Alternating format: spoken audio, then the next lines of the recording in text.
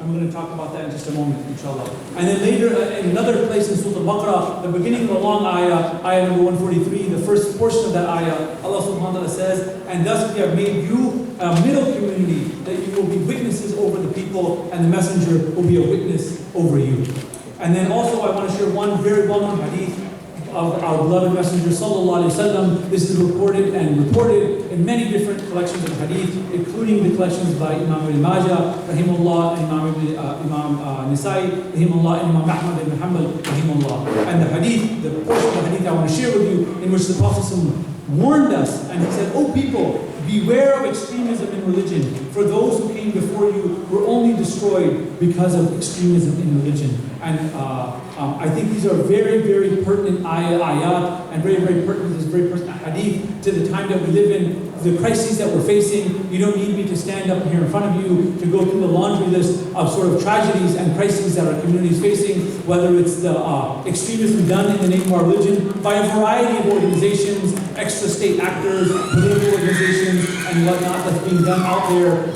And for that matter, the attacks that are made against Islam are also their own form of extremism, because there's people that don't have balanced, rational, intelligent, intellectual arguments to critique the current situation, but they bring very, very xenophobic, racist, bigoted, prejudiced, and ignorant arguments when they want to attack, carte blanche, they want to attack Islam and Muslims. And so both are forms of jahiliyyah. And the next point I want to talk about is we, in our tradition, our understanding of our sacred history, our understanding of our sacred narrative, believe that Rasulullah sallallahu alaihi wasallam was sent as a gift, as rahmatul lil alameen, by Allah subhanahu wa ta'ala. As Allah subhanahu wa ta'ala says in the Quran, that you are rahmatul lil alameen. You are mercy for all of the world. And this is a beautiful message that Sister Susie was talking about just a moment ago, is that idea of identifying the rahmah of Allah subhanahu wa ta'ala, the connection we have of Allah as Arhamar Rahimeen, the most merciful of those who show mercy. And our Prophet sallallahu alaihi wasallam is rahmatul lil alameen, the mercy for all of the world. That is the overriding principle that we need to keep in mind, as Sister Susie so beautifully reminded us, that if we don't have that in our own homes, in our own hearts, as families, as individuals, then how do we expect for it to radiate outward to our communities, and then from our communities to our societies? Such a beautiful, beautiful reminder there, mashallah. We believe that the Prophet was sent in the days of Jahiliyyah. This is what we teach our children. This is our sacred narrative. We believe it is true that he was sent at the darkest, most depraved period of human history. And we all know that the things that were taking place amongst the Jahili Arabs at that time. One of the interesting things that I want to talk about, to pull out from that idea of the age of Jahiliyyah, is not just that they were sunk in shirk, which they obviously were, in idolatry, in paganism, in all the barbarism and the brutality that they did to their people, to their women, to their children, to the weak members of their society, etc., etc., but of the people in positions of power. The idea as it's understood, and our Prophet ﷺ told us this about the age of Jahiliyyah. Jahiliyyah is understood when one has a disproportionate response.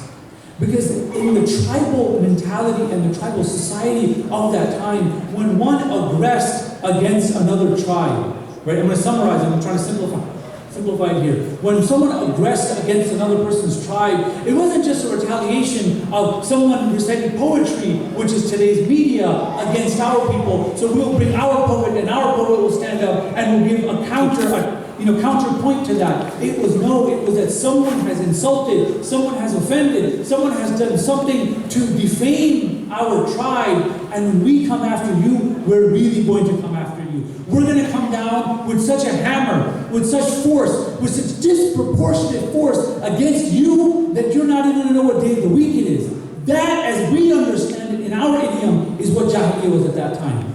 It was a form of extremism. It was a sense of, we are going to come with such over-the-top force against you and against your people that you won't even want to stand back up, so to speak.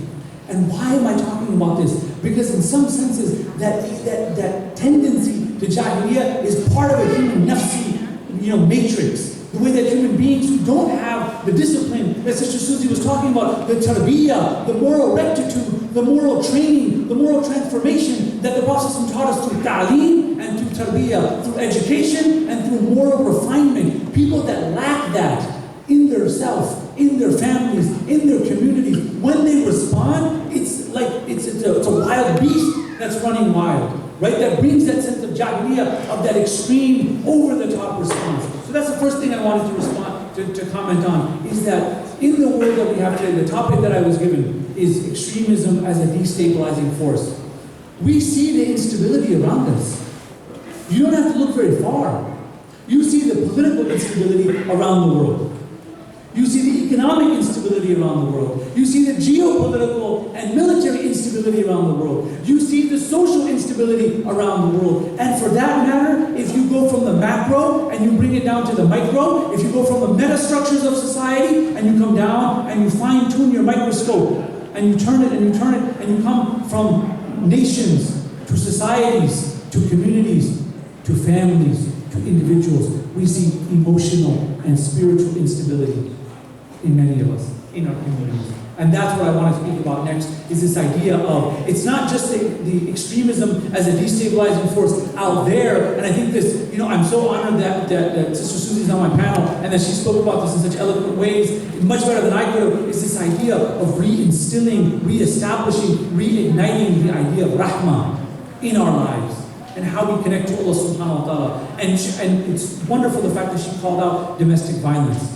Because I want to take a quick second and say, since this is something that is not talked enough about, I'm a khatib, and I'm saying this as a khatib, as someone who is in charge of a community. This is not something that's talked about nearly enough and highlighted nearly enough in our communities. Because it's one thing, and in some ways, it's actually easier to talk about the extremism and the instability out there of what's going on in a far-off distant land that's producing refugees, and their economy is falling apart, and their political structures are falling apart, and everything in their society is disintegrating. It's much easier to critique and to analyze and to deconstruct what's going on there than it is to look closer to home and say, what's really going on in my community? What's really going on amongst my family, amongst my friends?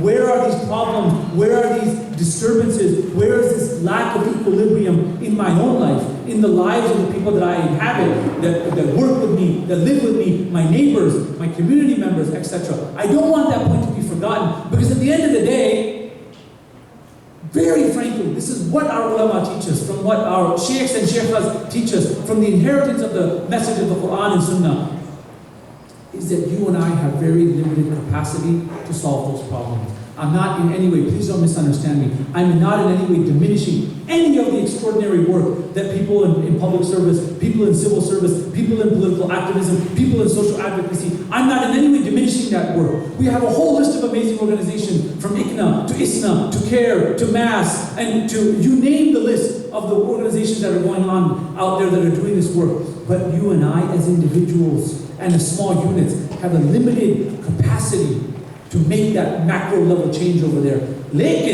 But you and I have every single capacity, so to speak, to make the change within our own house. And then within our hearts, within our homes, and within our families. And that's what I want to talk about. Allahu Akbar. This is what our scholars teach us, and this is nothing that I'm saying is from my own brilliant ideas at all. This is what we've learned from our mashayikh, from our teachers that have passed us down, is that is the secret, the beauty of the prophetic message, that in fact is applicable to each and every Muslim in the world. I want to share with you one piece of nasiha that we get from the prophetic message, which is very relevant to our conversation right now. Every one of us has, everyone should have a sphere of concern. And one thing when you look at the life of the Prophet ﷺ, is that not only was he extraordinarily successful in creating exemplary human beings, people that you and I read the tabaqat, the historical narratives